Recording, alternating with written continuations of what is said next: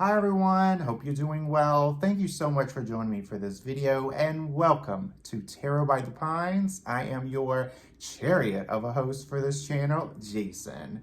I had did a live with Robin over on his channel and there was a discussion about chariot cards. So I will definitely put in our little live in the description box below so you can check that out. Essentially, I will be showcasing my favorite chariot cards. Now, this hashtag, my favorite chariot cards, was started by Orshi, which I will put in their video in the description box below so you can check that out. So essentially, I will be giving you my 7 favorite chariot cards since we are in the year of the chariot. So if you add in the year 2023, add those numbers together, you get 7. And the number 7 card in the tarot is the Chariot. So I will be going through my deck library and showcasing my favorite chariot cards. So I will be ranking them from 7 to 1. These are my favorites, so there are no really bad ones. So kicking off the countdown is the Golden Girls Tarot. Now, what I really like about this, obviously it is Golden Girls themed. I live for Golden Girls. Blanche is on the chariot with these 2 Patrick Swayze lookalike men on the front as they're guiding Blanche.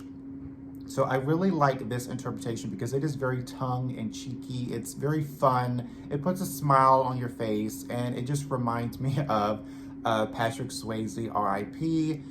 So essentially the chariot card is all about movement and direction. And whenever we get the chariot card in a reading, it's saying that we are in a moving phase in our life and we really have to either go with the flow or we have to maneuver our navigation through this time in our life. Essentially, we have the power, we have control over our decisions. So number 6 is The Beauty of Horror. This is a very also tongue-in-cheek interpretation of the chariot. We have a mummy in a go-kart that's shaped like a coffin. Love. So this mummy is, assumingly, it seems that the mummy is moving from the past experience. This might be a bad experience. As you can see here, there is smoke above the pyramids. So here, again, very tongue-and-cheeky. Am I saying it right? Tongue-and-cheeky? I don't know. It's very fun. It's kind of, it doesn't take itself so seriously. So I really like this interpretation, even though the Beauty of Horror Tarot, which I think is out of print now, but it is a very horror-themed deck, and I absolutely love it. So going into number 5, I have a pattern here, it seems. This is the Chariot from the Halloween Tarot. Clearly, I like cartoony cards. So here we have the Chariot. This is a pumpkin head individual who is driving the hearse. And again, very fun and very not so serious interpretation of the Chariot. So the pumpkin head is literally driving the hearse. It looks like, yes. So the hearse is driving by a cemetery. It seems like it's a cemetery since it has this fence looking thing here. Just very tongue-cheeky, love it. So going into my top 4, this is the Spacious Tarot. This is a beautiful card. I love the Spacious Tarot images. This one here, it's about really going with the flow. As you can see here that there are 2 big-ass rocks on each side of you. So you're basically just going straight, going with the flow. Although, now that I'm looking at it, it could be that we are actually navigating past these boulders. So maybe once we move past these boulders, we can actually make a more informed decision because we're not going from left to right. We're literally just going straight. So maybe that's a good interpretation of this card as well. Once we get past this going straight forward, we can literally make a more uniformed or informed decision. My 3rd is the Light Seers Tarot. Again, a very beautiful card. I love the Lightseer's Tarot since it is a more expressive and a little bit more modern take of the original Chariot card, which I need to get that actually, the original Chariot card. What I really like here is that it incorporates the black and white of the horses and the traditional artwork. The horses or the Sphinx are black and white. We have here the individual on top of this vehicle, as this is a way of saying that they have control over the path that they are going. And I just really love like the colors in this. It's very bold. It's very striking. You're going to be captivated by the palette of this card and the deck.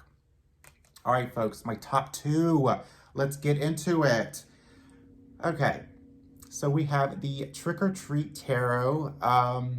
So yes, there is definitely a pattern with my taste in tarot decks.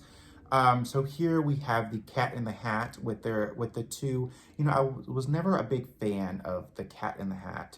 So I don't know what these two individuals are actually called, but these two kids are basically pulling the cat in each direction. So they're going from left to right. And if you look on the face of the Cat in Hat, they're a little bit annoyed, right? Because once we go in, we're basically being pulled in multiple directions. We're not really focused on a specific direction. We kind of get annoyed, right? So I really like this interpretation. Again, a little not so serious, so I really like that aspect. And plus Trick or Treat Tarot, I mean,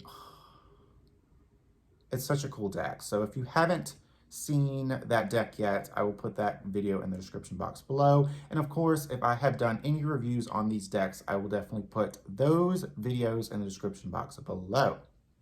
All right, folks, going into my number one favorite, and you already know what it is. It's the Everyday Witch Tarot. The Chariot, and here it's literally focused on the direction, not necessarily the movement, which Robin had pointed that out, which I really like when it comes to this, because you're not focused on just moving, right? Because when you get the Chariot card, it's signaling a movement card anyway, but here the interpretation is all about the direction and what movement you're going. So we have, I cannot read it.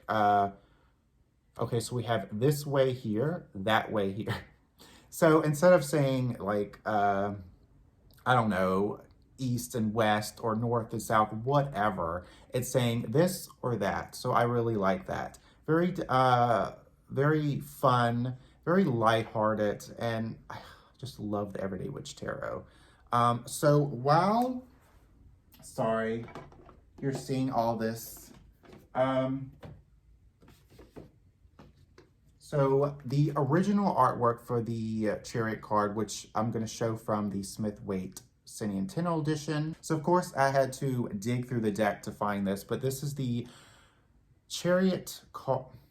So of course I had to dig through the deck to find this, but this is the traditional artwork for the Chariot card. So you have the two Sphinx at the bottom, the black and the white, and then you have the character here within this Chariot vehicle. Is it a chariot? I don't know.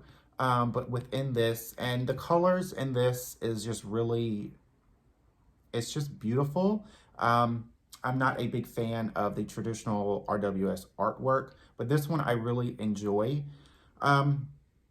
So again, the Chariot card is all about movement and direction. So in the end, whenever you get this card, just know that you are in control, even though it may not seem like it because you're moving more than you are realizing, or you're just moving more than you want to. But in the end, just know that you have control over which direction you want to go. So thank you so much for joining me for this video. I hope you enjoyed. Thank you to Orshi for creating this wonderful hashtag as I went through my deck library to find my 7 favorite Chariot cards. So thank you so much for watching, and I will see you for my next video. Take care.